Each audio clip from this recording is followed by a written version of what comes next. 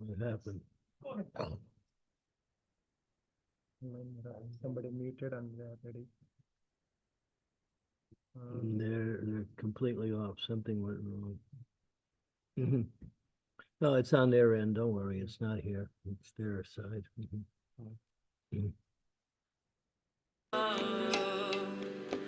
Krishna Krishna Hare Hare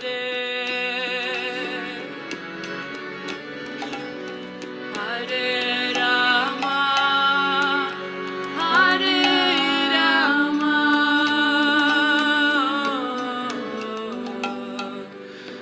Rama Rama Hare Hare Hare Krishna Hare Krishna Hare Rama Hare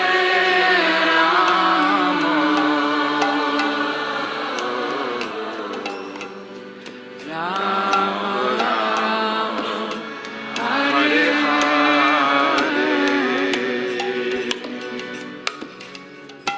Hare Krishna Hare Krishna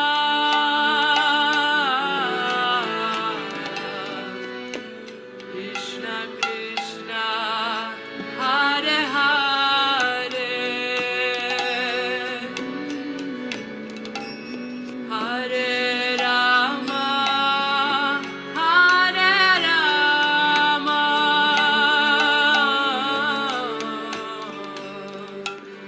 Rama Rama Hare Hare Hare Krishna Hare Krishna, dear devotees. Please welcome to His Holiness Candramauli Swami Maharaj's daily call. Thank you all for joining. Please accept my humble obeisances. Today's class will be given by His Holiness Candramauli Swami Maharaj on 1.19.13. Maharaj is joined with us. Hare Krishna Maharaj, please accept my humble obeisances. All glories to Srila Prabhupada. I'll share my screen now.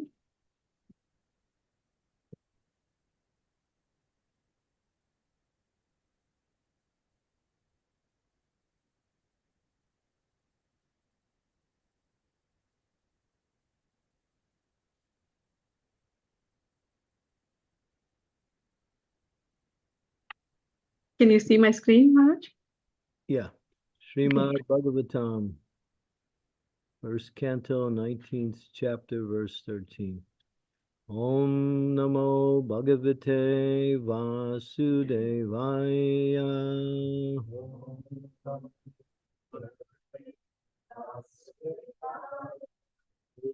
Namo Bhagavate Vasudevaya.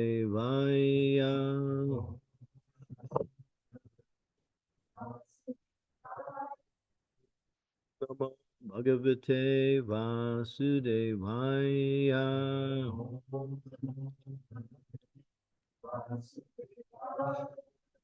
Rajo Vacham Aham Vayam Dayadatmanirpanam Mahatmano Granaini Asiraham Rajam Kulam Brahmana Pada Sauchad Durad Visrimtam Bhattagarya Karma. Translation. The fortunate king said, "Indeed, we are the most grateful to all the kings who are trained to get the favors from the great souls. Generally, you, the sages, consider royalty as refuge to be rejected and left in a distant place." Purport. According to religious principles, stool, urine, wash water, etc., must be left at a long distance. Attached bathrooms, urinals, etc., may be very convenient amenities in modern civilization, but they are ordered to be situated at a distant place from residential quarters. The very example is cited here in relation to the kingly order for those who are progressively marching back to Godhead. The Lord Sri Chaitanya Mahaprabhu said that to be intimate touch with dollars and cents men or the kingly order is worse than suicide for one who desires to go back to Godhead. In other words, the transcendentalists do not generally associate with men who are too enamored by the external beauty of God's creation. By advanced knowledge and spiritual realization, the transcendentalists know that this beautiful material world is nothing but a shadow reflection of the reality, the kingdom of God. They are not therefore very much captivated by royal opulence or anything like that. But in the case of Maharaj Parikshit, the situation was different. Apparently, the king was condemned to death by an inexperienced Brahmin boy, but factually he was called by the Lord to return to him. Other transcendentalists, the great sages and mystics, who assembled together because of Maharaj's Parikshit fasting until death, were quite anxious to see him, for he was going back to Godhead. Maharaj Parikshit also could understand that the great sages who assembled there were all kind to his forefathers, the Pandavas, because of their devotional service to the Lord. He therefore felt grateful to the sages for being present there at the last stage of his life, and he felt it was all due to the greatness of his late forefathers and grandfathers. He felt proud, therefore, that he happened to be the descendant of such great devotees. Such pride for the devotees of the Lord is certainly not equal to the puffed up sense of vanity for material prosperity. The first is reality, the other is false and vain. Om Gyan Timidandasya Gina Jana Salakaya Chaksun Militam Nena Tasmai Shri Gurave Namaha Shri Chaitanya Manobhistam Staptitam Yena Bhutale Swayam Rupa Kadam Mayam Dadati Swapadantikam Nama Om Vishnu Padaya Krishna Prestaya Bhutale Shrimakti Bhakti Vedanta Swami Niti Namine Namaste Saraswati Deve Gaudavani Pacharine Nirvisesa Sunyavari Paschatya De Satarine Panchakalpa Tarubhischa Kripa Sindhu Paevacha Patitanam Bhavanebhyo Vaishnavebhyo Namaho Namaha Shri Krishna Chaitanya Prabhu Nityananda Sri Advaita Gadadhar Sivasari Gaur Bhaktivinoda Hare Krishna, Krishna Krishna, Hare Hare, Hare Rama, Rama Rama, Hare Hare. So, Maharaj Parikshit, when it was announced that he was going to give up his kingdom, family, all the opulence and prestige he had, and simply fast until death, he attracted many great souls from around the world, not only the world, but from around the universe. They came to see this great personality who was in a position of a king, yet he was fully devoted to the lotus feet of the Lord. And they came to see, congratulate him, and at the same time offer some philosophy, some way for him to exit the world. And they all were quite different. They were great sages, saints, tapasis, some devotees, some gyanis, some yogis. They all had some desire to help the king in his sojourn back to the spiritual world. But then when Sukadeva Goswami came, everyone understood that here is the person to give the direction. Now, Sukadeva Goswami was the youngest, He was only a boy of 16 years old, but he was completely on the transcendental platform. He had no material desires. He's actually not only a great soul, but a truly great soul. And he came to give what the Lord had ordained for the direction of the world, and that was to instruct Maharaj Parikshit in hearing about the glories of the Lord in the form of Srimad Bhagavatam. And so everyone rose immediately upon seeing Sukadev Goswami, and they all honored him, gave him the seat of honor, and sat to listen what he was about to speak. Here it says the essential meaning of this purport and verse is that generally, and not generally, but usually, we see that those who are in the renounced order of life do not associate with worldly people, especially for those who have positions in the material world, like politicians, leaders of state, like that. We have the example of Sri Chaitanya Mahaprabhu. Sri Chaitanya Mahaprabhu was staying in Jagannath Puri. And at that time, the king of Puri was King Prachaparudra. King Prachaparudra was a very powerful and influential king, and he was also a devotee of the Lord. He was so powerful and influential that his kingdom was untouched by the Patan soldiers. They could be able to conquer Orissa everywhere, but they couldn't enter his kingdom. He was so powerful. But yet, he was completely devoted to the lotus feet of the Lord. When he learned that Sri Chaitanya Mahaprabhu had come through his messengers, ministers, he sent word that he would like to get the darshan of Sri Chaitanya Mahaprabhu. Sri Chaitanya Mahaprabhu immediately rejected the whole idea and said, for a person who is engaged in the process of pure devotional service and has renounced everything in this world, to associate with such persons is like drinking poison willingly. He quoted a verse also. And the king felt a little unhappy, but he understood. And so in so many ways, he tried through the Lord's devotees and others to get the association of the Lord, but the Lord wouldn't give it. But then it was time for the Rath Yatra. And Sri Chaitanya Mahaprabhu came with many of his followers to take part in the Rath Yatra in Jagannath Puri. At that time, King Prataparudra also came. Still, the Lord was not inclined to give his personal darshan. But King Prataparudra did something that really established the protocol for the execution of the Rath Yatra ceremony. He took a broom and he went in front of the cart of Lord Jagannath and started sweeping the streets.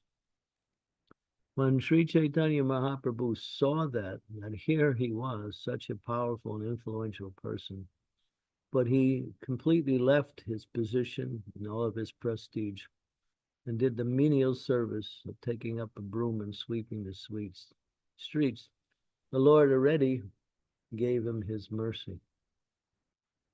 And during that time, Sri Chaitanya Mahaprabhu organized Sankirtan around the cart of Lord Jagannath. He arranged for 5 groups of his devotees. Each group had a lead singer and a lead dancer, and there were 5 responsive singers in each group. And some of the lead dancers were Vakreshwar Pandit, Haridas Thakur, Lord Nityananda, and Advaita Acharya. And singers were Govinda, Mukunda, who had Srivas Thakur. And so everything was nicely organized. And then Lord Jagannath was brought upon the cart, and the kirtan started to go. right around that time, two more groups, one from Kolinagram and one from Krishna Nagar, they both came and they also joined and brought their kirtaniers. So there were 7 groups, each separate. And then the kirtan began. And there was one group in front, one group on the side, one group on the other side, one group in the back, and the 3 other groups were around the cart. So there was 7 groups. There were 14 Radangas and 7 kartal players. And when they all began at the same time, the sound was tumultuous. It said it cracked the coverings of the universe. And Lord Chaitanya started to dance. But he did something that he wanted to show his mercy to all of the kirtaniers. So he expanded himself, into 7 forms of himself, and appeared in each group, chanting and dancing with each group. And each group could only see him in their group and nowhere else. So every group was thinking, oh, the Lord is in our group. And they were happy. Now, no one else could see this except 3 people. One was Sarvabhauma Bhattacharya, the other one was Lord Nityananda, and the third one was King Prataparudra. When King Prataparudra saw that, he became amazed. And Sarvabhauma Bhattacharya looked at King Prataparudra and said, your good fortune has come. Because no one else could see this mystic dance of Lord Chaitanya except these 3 people. And the Lord was pleased by seeing King Prataparudra doing this humble service, that he immediately blessed him and allowed him to see him dancing in 7 groups at the same time. Of course, and that's a very wonderful pastime. And later on, when Lord Chaitanya started to dance in ecstasy around the cart, people started to gather, and it was becoming a little difficult for the Lord to dance, so the devotees made circles with their arms around, and there was 3 levels of circles, and Lord Chaitanya was dancing in the middle. King Prataparudra was there, and he was watching the Lord dance, and Sarvabhauma Bhattacharya was right next to him. But Srivas Thakur somehow or other stepped in front of the king, and the king could not see. So one devotee, what was his name? He saw that King Prataparudra was being blocked from the vision of seeing. So he started to try to push Srivas Thakur.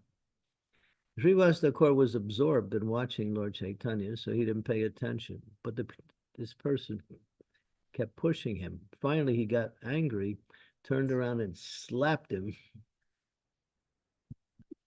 And then this person became upset, and he was about to say something. And King Prataparudra said, actually, you are very fortunate to be slapped by Srivas Thakur. Now, that was one of the pastimes that happened during that. And then, of course, later on, at the end of the Ratha Yatra, Lord Chaitanya was quite tired, so he went into the Jagannath Vallabha Gardens and sat down with his legs stretched out, and he was completely tired and still in ecstasy from dancing. And then at that time, King Prataparudra got rid of all of his royal clothes and donned a very simple cloth and came into the garden on the request of Sarvabhauma Bhattacharya.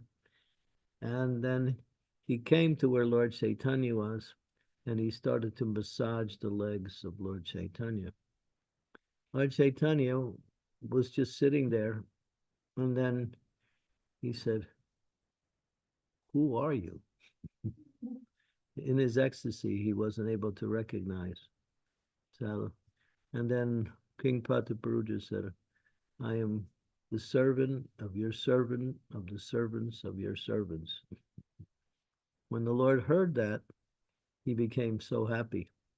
And of course, he got the darshan of Lord Chaitanya and he was blessed by them. So this was a very unusual situation. The Lord would never give his darshan to a worldly person. But because he saw the king stepped aside from his position and his prestige that came with the position and simply did humble service, the Lord was pleased by it. And because of that, he got the special mercy of the Lord, which is very indicative that when we do service to the Lord and we make some sacrifice in order to perform that service, and that service is very much, you might say, needed, the Lord becomes very pleased. When things are convenient and easy, there's not much sacrifice. We can do service, and that's also nice. And that's usually the norm. But when things are difficult and you have to sacrifice your time, your energy, or even things that you would rather do to do some service that is required, that Bhakti Vinod Thakur says, what is my happiness in devotional service? He says, and then he answers his own question, a rhetorical statement. He says, my happiness in devotional service is the difficulties I experience in executing your devotional service. These are my happiness. Nobody wants difficulties. We all try to avoid difficulties. But the opportunity to serve, a devotee never thinks in terms of difficulties. If it's difficulty, Prabhupada used to say, for me to spread this movement, he said I had to walk through fire. He said I didn't look left, I didn't look right. I simply kept my mind on preaching Krishna consciousness. And Prabhupada said it wasn't easy. It was Prabhupada he went 3 heart attacks. His possessions were stolen. He had so many problems trying to organize the devotees because they were always fighting with each other. You know, the Americans, they're like that. They got big egos. I know because I am one. So and Prabhupada had to deal with them. I mean, it wasn't easy. And of course, the challenges that came from the outside with various types of attacks and various types of the whole thing with the deprogramming thing and so many things. But Prabhupada, he wasn't daunted. He kept his mind, he understood what was his mission and he did everything he could. And he was successful like that. And if he didn't do that, if he was thinking, oh, this is too difficult. I'm 75 years old. I'm getting old. And his body was breaking down also. He had one kidney wasn't working. He had some, what we call tinnitus in the ear, buzzing in the ear. But had a lot of physical problems. But he somehow or other continued on despite all of that. And because of that, we're here. And the world has been blessed by his sacrifice to spread Krishna consciousness everywhere. So here we see how King Prataparudya, I mean, for him to do what he did was not easy because very prestigious position, very powerful. But he took the most humble position just to please the Lord and just to offer some service to Lord Jagannath. So see here, we see that generally those who are on the path of pure devotional service, particularly those in the renounced order of life, avoid the association of what we say worldly people, because it is considered to be like here, it's when you take stool and urine and wash water, you get rid of it as fast as you can. So the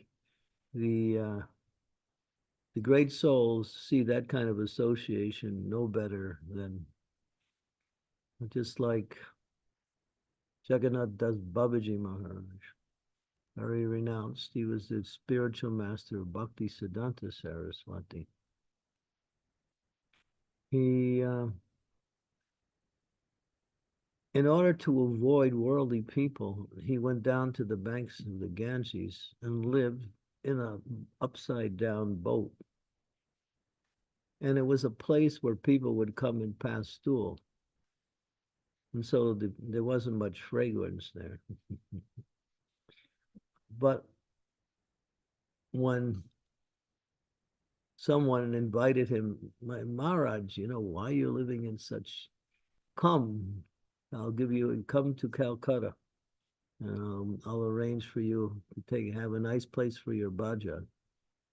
He said, the fragrance of this place where I am now is much more desirable than living in Calcutta.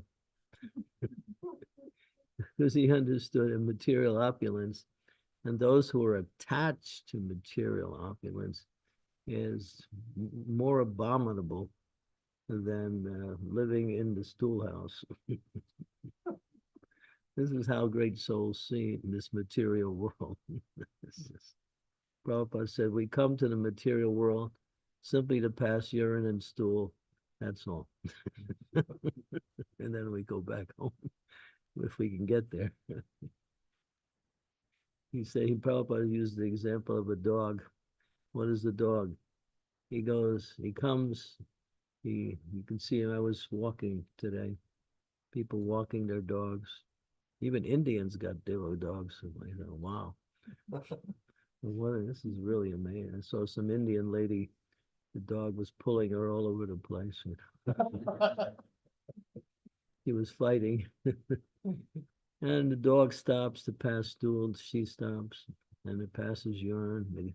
And the dog decides to go this way. It goes that way. So Prabhupada said, yes, we've come to the material world. We're going this way and that way. And we simply pass stool and urine. That's all.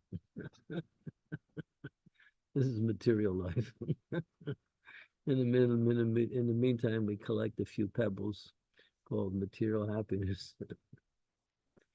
So here, this particular verse and purport is quite instructive for those who are serious in getting on the path of spiritual life.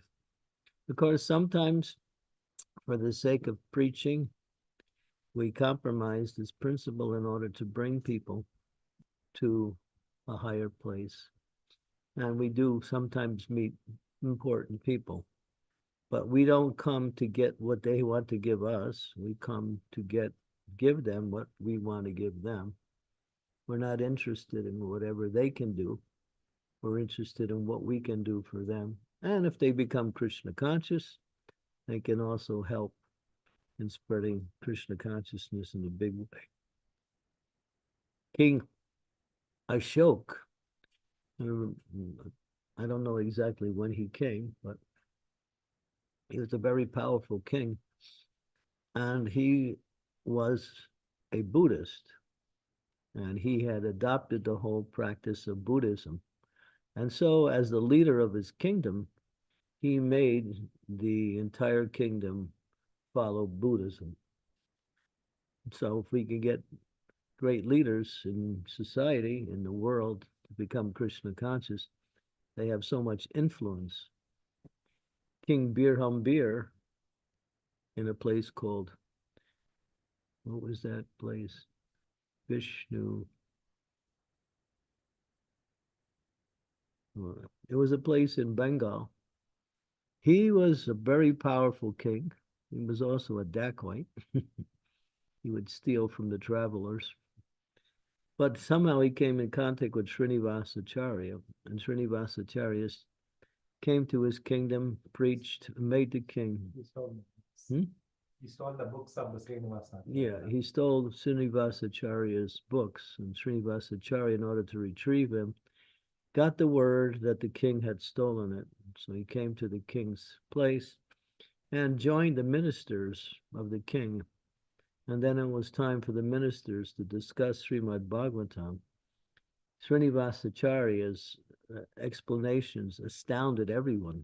both the king and the ministers couldn't believe anyone could understand Bhagavatam in such a realized way. And so the king said, you should stay and become part of my ministry. He said, is there anything we could do for you? He said, yes, I have lost some books. The king said, oh, I have your books. And so he gave him the books back because the king was thinking it was a great treasure, like money or jewelry or something. And it was a great treasure. Srimad Bhagavatam was there, Chaitanya Charitamrita, and many of the works of the Goswami, Ujjvala Nilamani, Bhakti Rasamrita Sindhu. There was only one copy of these books. And Srinivasacharya, along with Narottam Das Thakur and Shyamananda Pandit, traveling an entourage, were bringing the books to go to, where were they going to? One place where there were scribes that could make copies of the books. But the king stole the books before then. And so Srinivas took the lead and then came to the king's. And the king, after becoming a devotee, Vishnupur, I think it was called. Vana Vishnupur, yeah, right. Vana Vishnupur. He made that entire providence Krishna conscious. He was not only a king, but he was a dacoit. So if you didn't chant Hare Krishna, watch out. He was going to make sure you had a difficult life. We need guys like that. So, yeah, and so this is interesting how sometimes, for the sake of preaching, we take the opportunity to meet these very important people just to give them an opportunity to come in contact with the devotees and the process of Krishna consciousness. And if they become favorable, they benefit, of course, and also they can do so much to help spreading Krishna consciousness. But generally, of course, Sri Chaitanya Mahaprabhu was the ideal sannyasi, and so he carefully avoided all worldly people except that one situation with King Prachaparudra. And here, Maharaj Parikshit, he's glorifying these persons.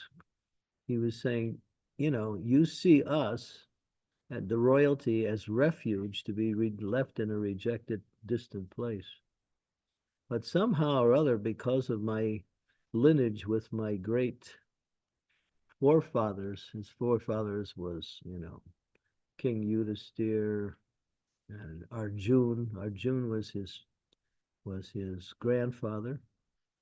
His father was Abhimanyu. And so he had connection with great souls.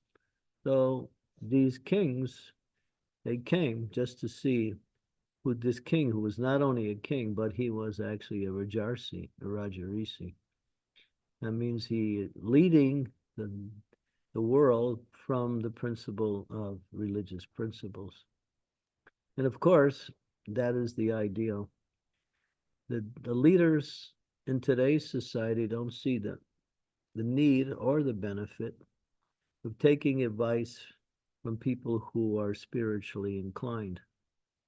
They think that these things cause the difficulty in managing the society. So they have come up with this idea of separation of church and state. And that's something that's a new phenomena. It wasn't there.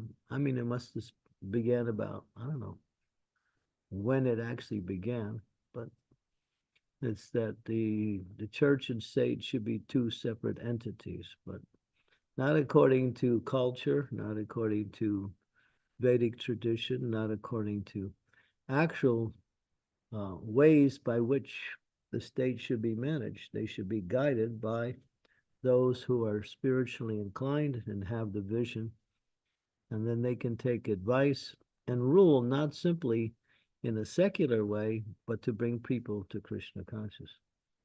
As Prabhupada said, The duty of the leader of the state is to make sure everyone in the state is following some spiritual path. It may be their own choice, fine, but some spiritual path. Atheists are not allowed.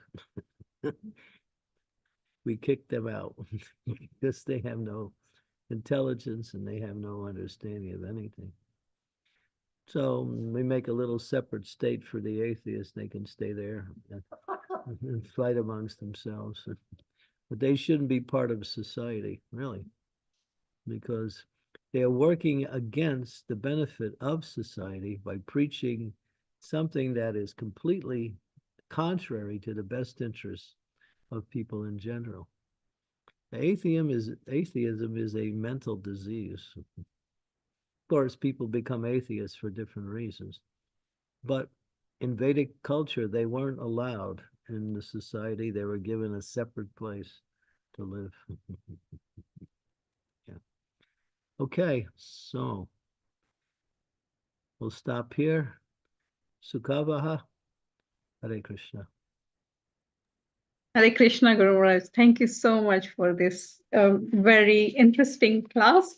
And one point is really, really struck me, which was when we are offering this service, devotional service, we should leave aside all our material opulences and everything so that we can have a mood of a humble servant, servant of the servant. Thank you so much for that. Dear devotees, any questions, any comments, any realization, please raise your hand or put it in the chat and I will read on for your behalf. Oh, great. Krishna Kaviraj Das Prabhu. Go for it. Hare Krishna, thank you very much. Guru Maharaj, please accept my humble obeisances. All glories to Srila Prabhupada, all glories to you, Maharaj. All glories to the devotees. Guru Maharaj, when you were talking about the great fortune of King, how you say his name, Prachiparudra, Prachiparudra. I understand that behind that he had this burning desire to meet with the Lord. So how do we develop that burning desire to meet with the Lord?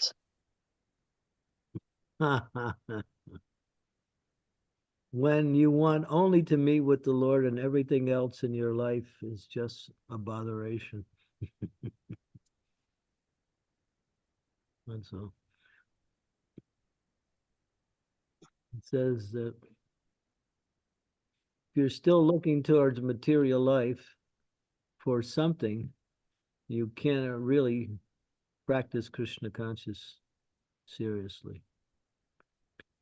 We may still be engaged in worldly activities, maintaining family, occupation, and whatever comes with that. But we understand it's simply a necessity, but we don't look for happiness in those areas. We know the happiness is found in devotional life, in the association with devotees, performing devotional service. We take care of our business in the material world.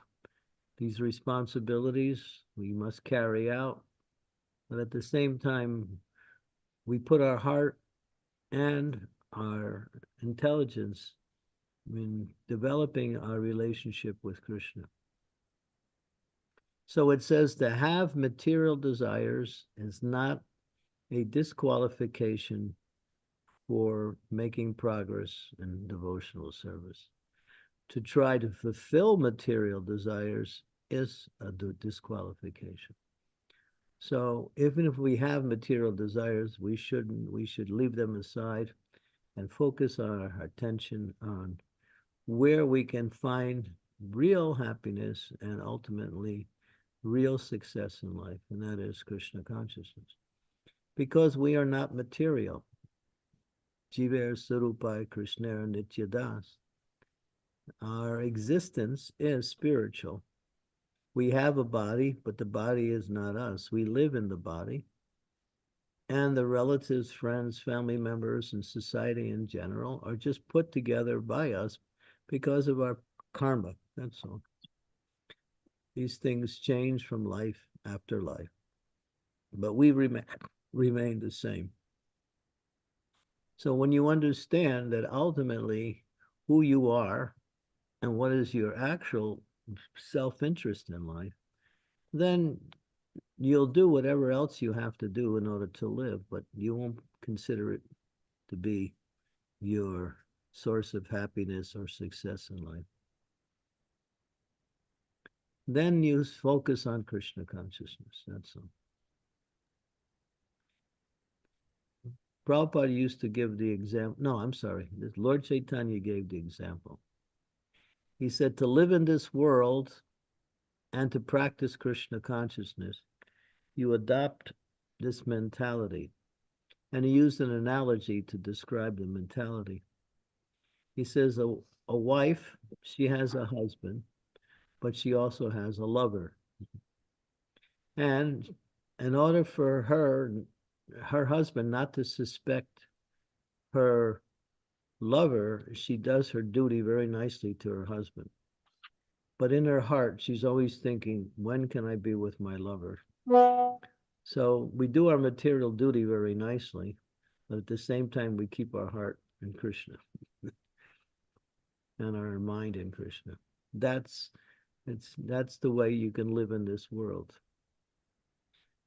That's why Lord Jesus Christ says, be in the world, but not of the world. Worldly activities may be necessary. There is responsibilities there. Grihastha life is one of the ashrams, but the goal is not material success or material opulence or material comforts. The goal is go back home, back to Godhead. To attain to eternal life, which is something that is so far from our understanding, because Maya Davache, Kasho Beshe, Kacho Ho Bubu Budai, Jeev Krishna Das, Bhakti Vinod Thakur's praying. This is who you are, Krishna Das. And life after life, you Karanam Guna Sango So Sadat Sanjon. Sometimes you're in a nice material position, sometimes you're in a lesser one. We're traveling all over the universe, life after life, experiencing happiness and distress in the form of material existence. And it's never satisfying us.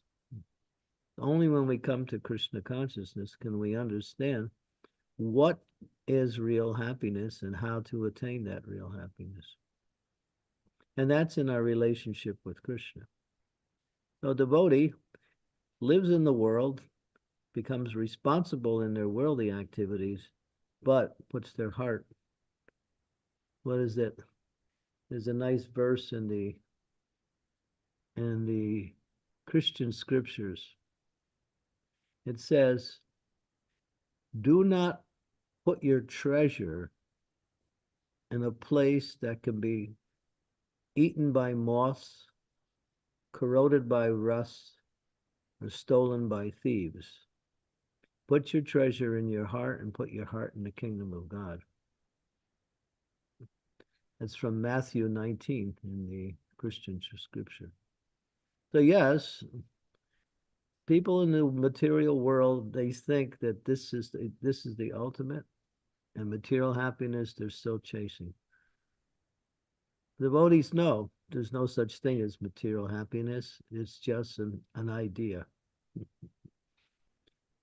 Because everyone wants to be happy, the idea of projecting happiness in a place where there's no happiness gives the idea that you can be happy. There's a story where one man, he's looking all over on the ground. And his friend comes along and says, what are you looking for? He said, I lost some money. Oh, can I help you? Yeah. So they're both looking. And after some time, his friend turns to him. He says, are you sure you lost the money here?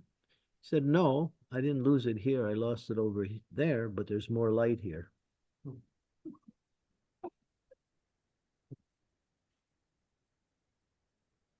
You get the message?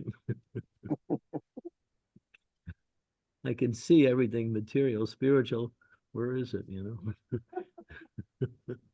It's in your heart, and it can be realized if you put your time and energy in bringing it out.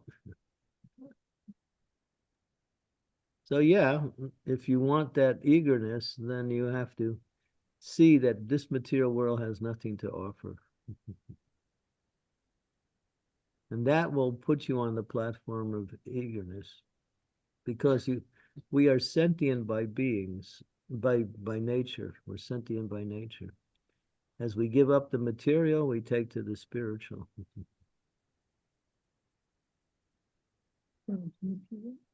So do your duty materially, but put your heart in Krishna. And it means you have to also put your activities in Krishna too, in order for your heart to remain there. Okay, Thank Kaviraj. you very much, Maharaj. I'm surrounded by a whole assembly of sadhus here. I feel like I'm on the banks of the Ganges, and Very well. Can we have darshan then, Guru? huh? Can we have darshan of them? You Is want it to see? You possible? want to see the group? Yeah. I don't know if we can do it. It's such a small screen, but I can turn it around if you can see. Oh, Hari Bol. Hare Krishna, everyone. Nice to see you all early in the morning, all ready to listen. Thank you, Maharaj. Yes, we're in America. It's early in the morning as well, isn't it, Maharaj? Well, we started the class at 8 o'clock. Okay, wow, everyone is so enthusiastic. The one question I have afterwards, I'll ask first. The Sridevi Mataji has raised her hand, so I'll ask afterwards. Go, Sridevi Mataji, you can ask your question. Hare Krishna. Dear Guru Maharaj, please accept my humble obeisances. All glories to Srila Prabhupada. So, Guru Maharaj, on the path of bhakti, we understand that material attachments, material desires, all these are actually impediments.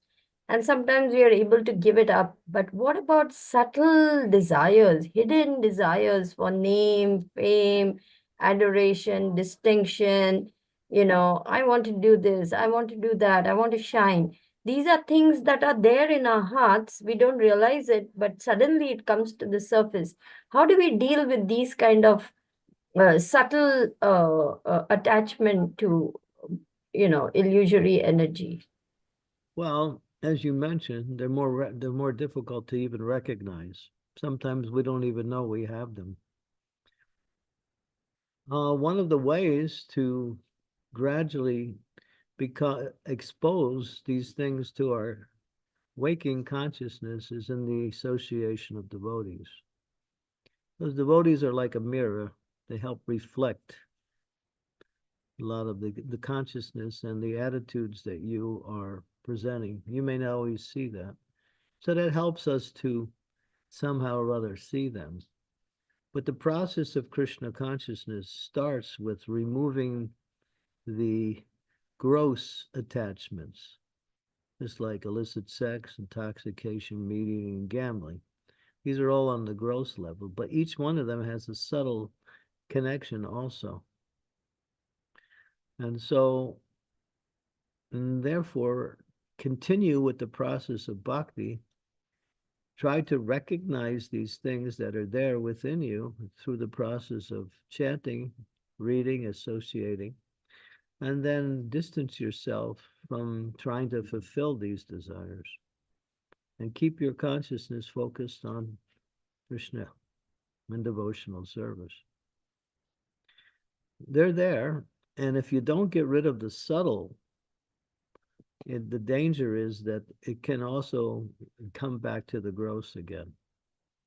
The example is given that if you want to cut a weed in the ground, so you can take your machine and cut it at the level of the earth, but the root stays in the ground. And because the root's still there, in due time, the root will again grow the plant. So you have to uproot that root by digging deep and first be conscious of these things and then somehow very carefully avoid them. Just like if we want profit, adoration, and distinction, then just serve the Vaishnavas. Try to please the Vaishnavas. Try to glorify the Vaishnavas. Take yourself out of the center. Become the person who thinks about how to do things for others, and don't worry about what you're getting or who's going to glorify you for whatever service. If it comes, it comes. But the devotee is not eager for that. The Lord Chaitanya said, Tranadapi, Sanichena, Tayoriva, Sahishnuna, Amaninam, Amanadena, Kirtaniya, Sadanahi. So he made that one of his most important teachings. In order to successfully execute devotional service, certain characteristics and qualities are necessary. And he mentions 4 there: tolerance, humility, pridelessness, and giving respects to others. If we practice that, then we take ourselves out of the center, and the center becomes Krishna or the devotees. Then that's what we'd have to take care of ourselves to some degree, but we know ultimately it's Krishna who's taking care of us.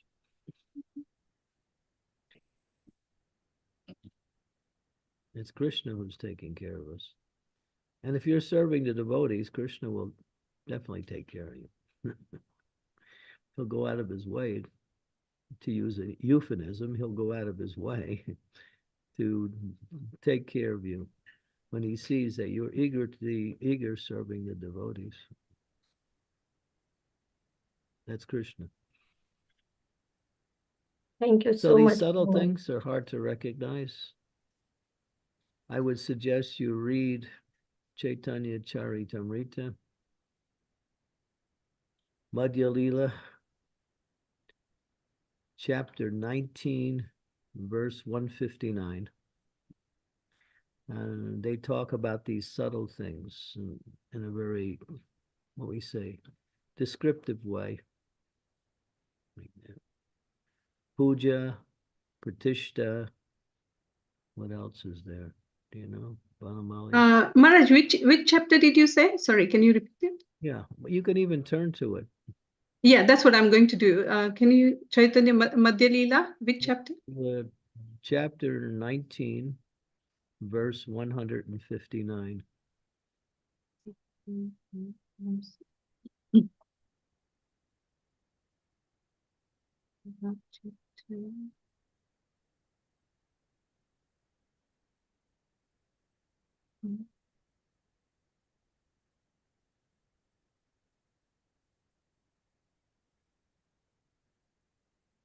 Find it? Yeah. Found it. In the sheet.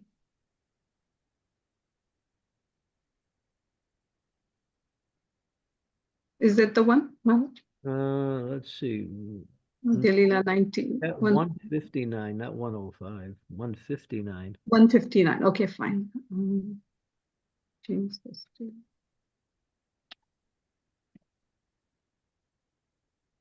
Yeah, here it is. Nishiddhachara kutinata jiva himsa labdya puja patishtadi yata upasaka gana. Oh. Some unnecessary creepers grow with the bhakti creeper, are the creepers of behavior unacceptable for those who are trying to attain perfection. Diplomatic behavior, animal killing, mundane profiteering, mundane adoration, and mundane importance. All these are unwanted creepers. And then the purport is quite lengthy, and it goes in describing each one of them.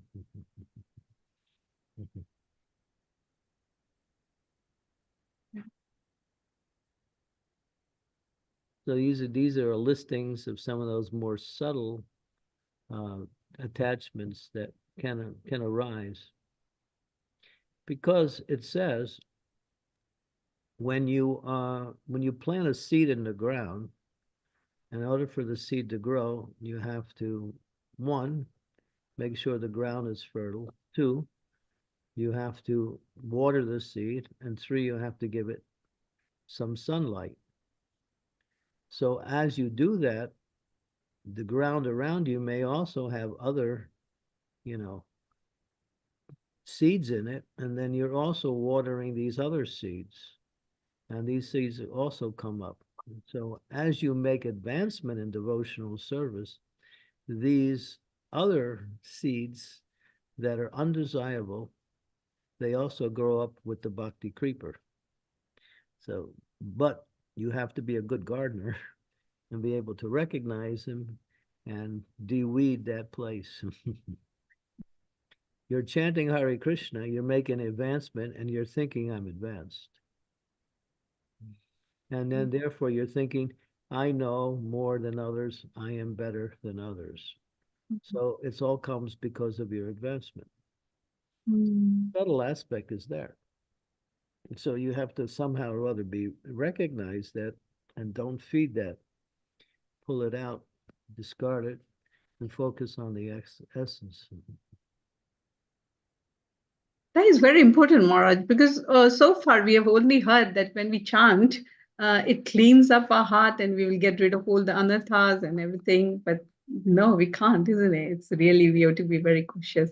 Many people practice devotional service in order to get a nice position within the confines of devotional service so they can control others and so they can fulfill also their material desires. Mm-hmm.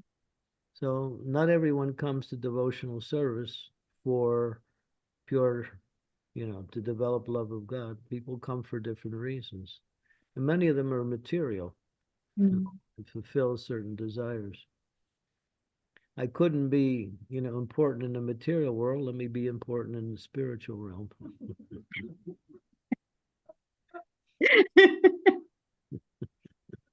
Yeah, it's like that. Yeah, I want to be a guru. Hey, he's got all of, he gets all of the attention, and they give him garlands, they give him money, they they let him stay at their house and feed him. Yeah, boy, it's good business to be a guru. And he makes a lot of money and he doesn't have to spend it. He can save it, and when he gets old, he can go on vacation to somewhere. Hey, I'm not making these things up. These things happen, People come to spiritual life for different reasons, and sometimes they do it to fulfill their material needs. We have to be very careful. Yeah, Guru Maharaj. Thank you. But education has to go on consistently. Mm. We have to know two things. What is Krishna consciousness and what is not Krishna consciousness? We find that devotees mostly are very good at understanding what is Krishna conscious, but they're not so aware of what is not Krishna conscious, just like we pointed this verse out. True. And that helps us to see these more hidden aspects of the consciousness of a living entity who is making progress. And Prabhupada used to say, the last snare of Maya is to think that I'm an incarnation of God. You've made so much advancement, and now he thinks, yeah, and now I realize who I am. And I'm an Anga of Lord Krishna's energy to come to this material world and give the blessings of the Lord to everyone. Yeah, I'm serious. This goes on. It's not something that is rare. It happens quite often. Because when you make advancement in Krishna consciousness, you become very powerful. Very powerful.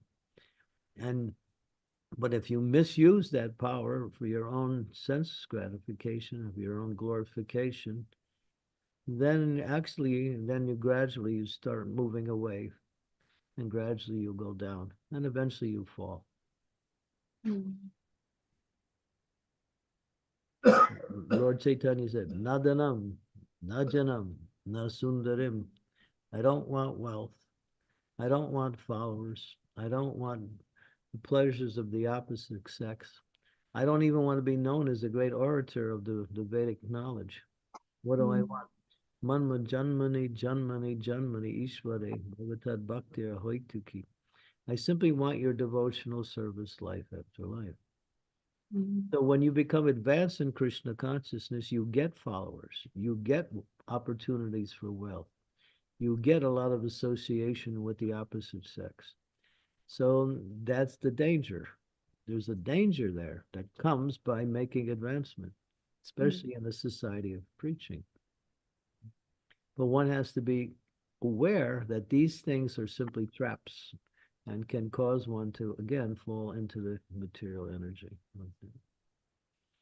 That's why I like Kitchery. My favorite.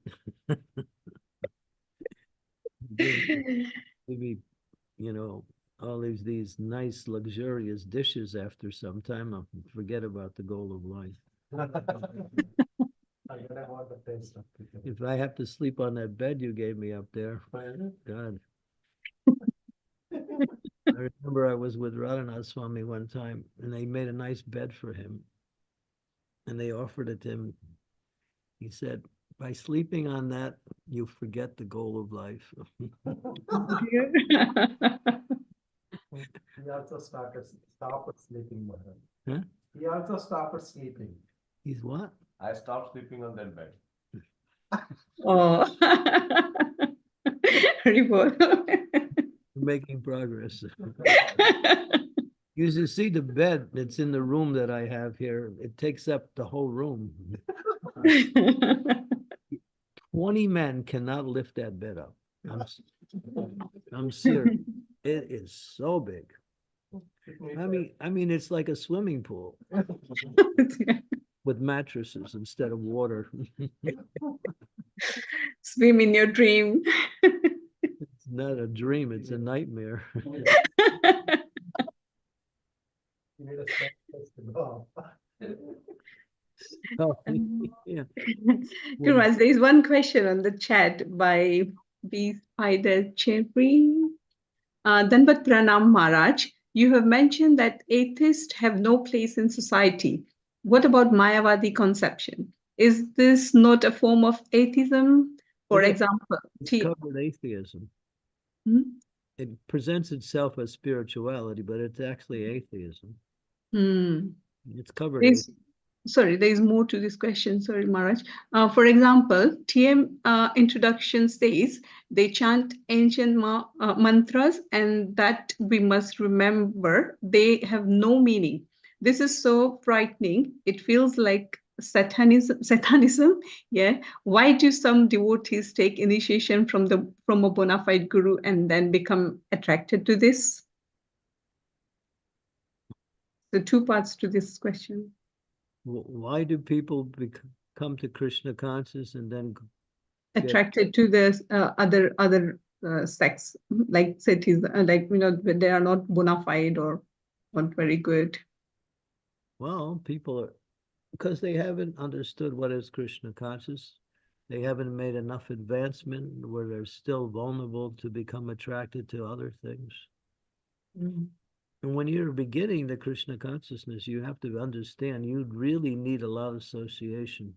So to keep your bhakti from being destroyed, as you make advancement, you become more aware of these things, and then you can somehow avoid them. Mm. For new devotees, it's very, very dangerous that unless they take regular association, they will again fall back into their material ways again. Mm. Okay, Yeah. hope this answers your question. Is that Shakshi? She said that? Sakshi is like, yeah, Sakshi Mataji has raised her hand. So please, Mataji, you can unmute yourself. Well, who asked that question? Oh, the question was asked by B. Spider Cherry? I don't know. That's Bonnie. Okay. There she is, Bonnie. She's my friend.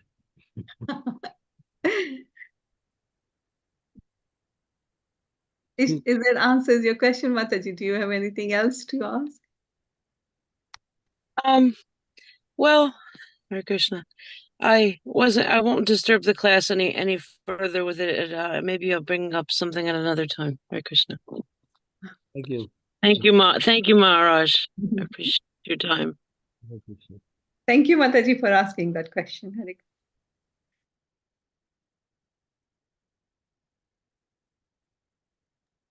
I think Sakshi Mataji, do you want to ask your question? Sorry. Yes, Mataji. Hare Krishna Maharaj, please accept my humble obeisances. All glories to Srila Prabhupada. Maharaj, once we identify the subtle aspects of our gross desires, then when it's difficult to overcome, when we are not able to overcome it, then frustration comes about and we feel bewildered. And at that time, we feel like what to do. Like, Frustration comes if you give up trying, but you should not give up because Krishna consciousness works where you can become successful as long as you apply the right principles and accept the advice given by those who are in a position to give advice. Why would you? Frustration comes when you think you can do it and you can't do it, and then you fail, and then you stop there. But there's always a way to succeed. The way to succeed is to take guidance under the shelter of take shelter under the guidance of a spiritual master.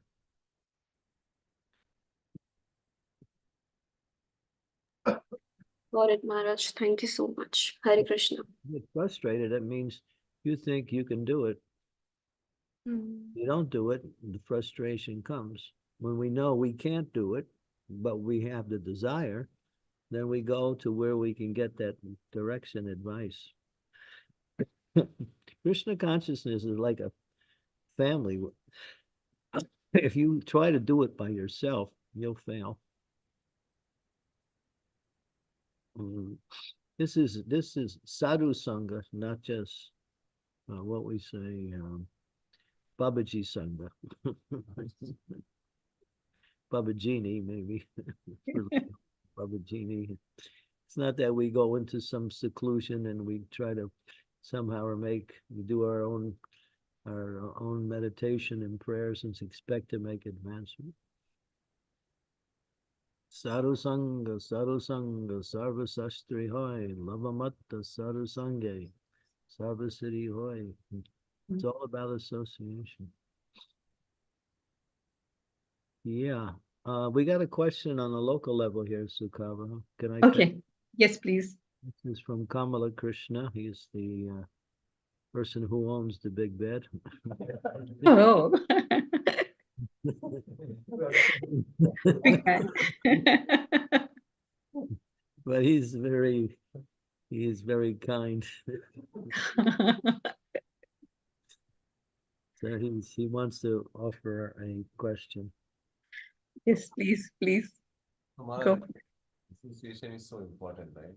But now there are few devotees who are just coming into Krishna consciousness. They are pretty new, right? They're what? They're pretty new to this Krishna consciousness. What is that word? Pity? New. They are new to this. Oh, they're pretty new. Pretty new. Okay. So they are new to this Krishna consciousness. Now they are not excited, or they are not close to like having association with devotees maybe at this point of time.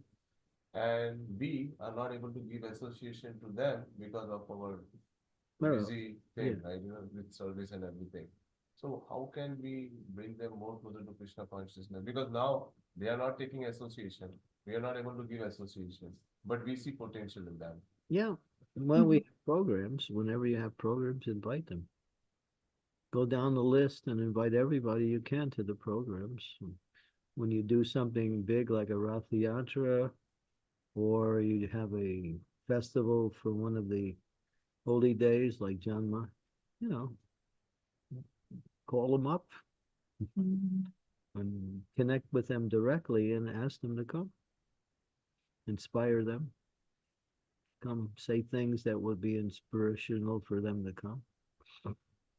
This question is main surrounding around the senior leaders are so busy doing some managerial stuff, etc. They are not able to accommodate the as they. There should be always somebody who can reach out to people. It's not that we are bereft of people. There's always someone they can designate. There are people who are very good with other people. We call them people's people. They know how to talk to people and they know how to befriend people. You look for those people, and they're really good at really, they're friendly. They know what to say. They know how to interact. These people can be used to bring people in. An organization has different branches, and every branch should be covered. There should be someone who can, or maybe a group who can reach out to others. That would be their service. Yeah. What Maharaj is saying is, therefore, you can identify a few people who are good and, constantly. Yeah. It's very important because our movement is spreading Krishna consciousness. So that part should not be neglected. Because I'm seeing, like, not having association, they are slowly getting distracted, then they can work again to pull them in. Well, you do your best to invite them. It's up to them whether they actually come or not. Yeah. A question around Pratap Maharaj. We have another question here, Sukava. Okay. Olga Mataji has raised her hand, but I'm sure she can wait for a little while. No problems. Okay. So Pratap Maharaj, he served devotees in Jagannath, providing the facilities, prasad, everything. He was very close to the devotees. Why is he so eager to meet the Lord himself?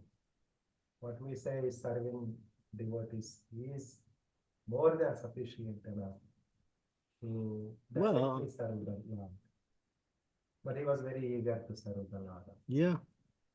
He didn't want to come just to meet him. He wanted to.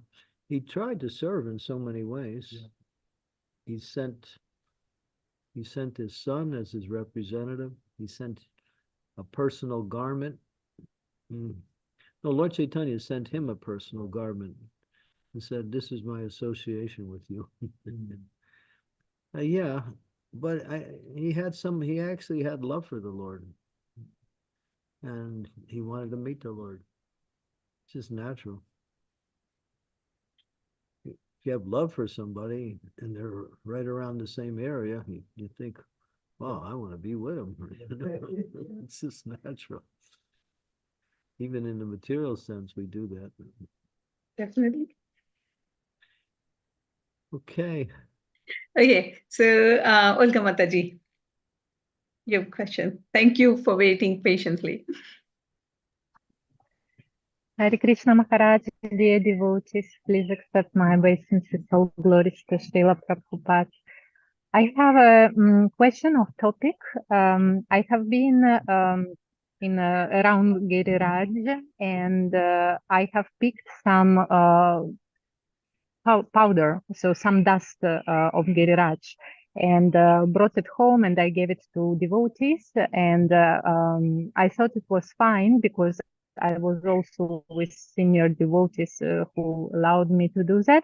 But now I'm receiving message from other senior devotees that it is forbidden to do.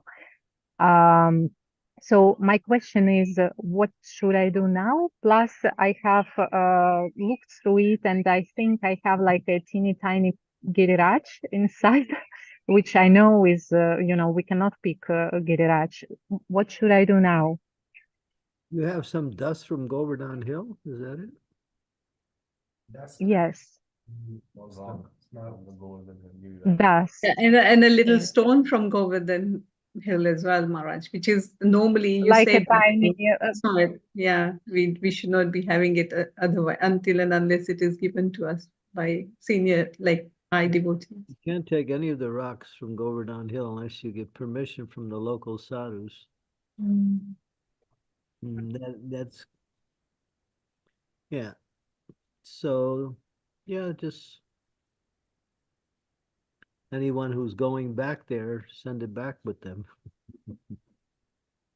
Okay, so I can just bring it back, right? Yeah. And what about the dust? The dust we also cannot take. Well, no, the dust you can take. That's okay. Okay, so I only bring back the Giriraj. Mm. Oh, If you thank got you very much. permission, if you got permission, you can, when you go Oh, back there, you can find, you can ask around and find the local sadhus there. They're there, and they're those who can give permission. And because Giriraj never leaves, okay. but he leaves if Yes. his caretakers give him permission to leave. Mhm. There's so many really beautiful stories. Should I tell you a beautiful story? Yes, yes, Maharaj, please. We were over to the village in Mumbai. Go, you're familiar with Govardhan Echo Village. Yes, yes. So we wanted to get a Giriraj from Mm. Govardhan and establish that part also, because the whole scheme is the Vrindavan scheme. So it's Sri Devi, she knows him. What's his name? That your doctor friend, Vishwaroop. Vishwaroop. So he was sent by Radhanath Swami to get one. He's a very wonderful devotee. He's a preacher. He's a family man. So he went. So he met one lady. She was one of the persons that was in there giving permission.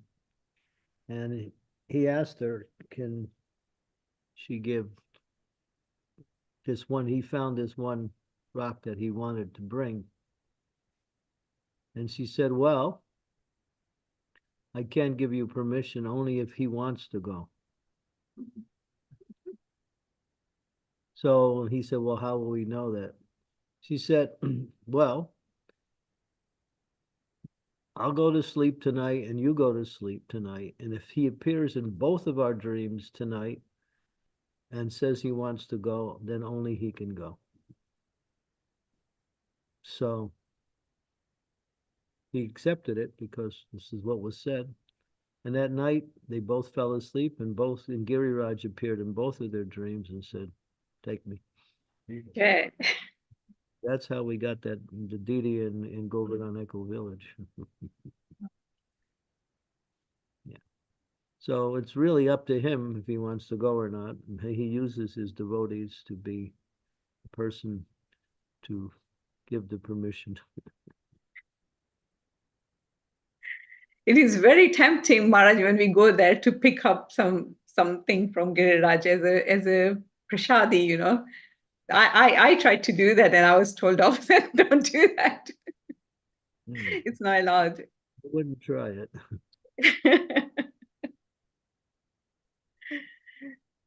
Any other questions, any other comments, devotees? We have gone 22 minutes over our time, Maharaj.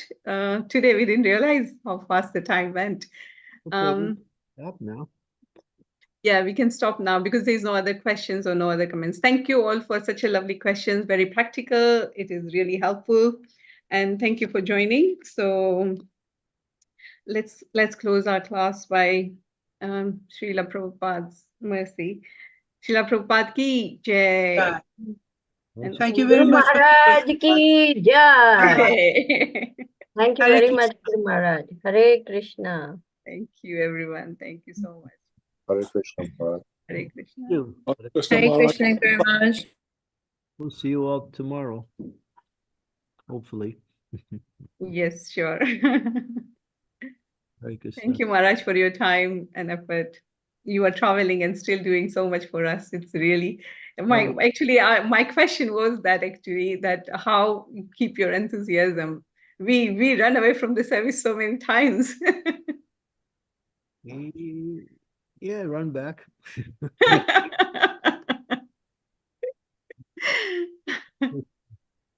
Thank you. Thank you so much. Hare Krishna. Hare Krishna. Glory to the Lord. Thank you, everyone. Hare Krishna.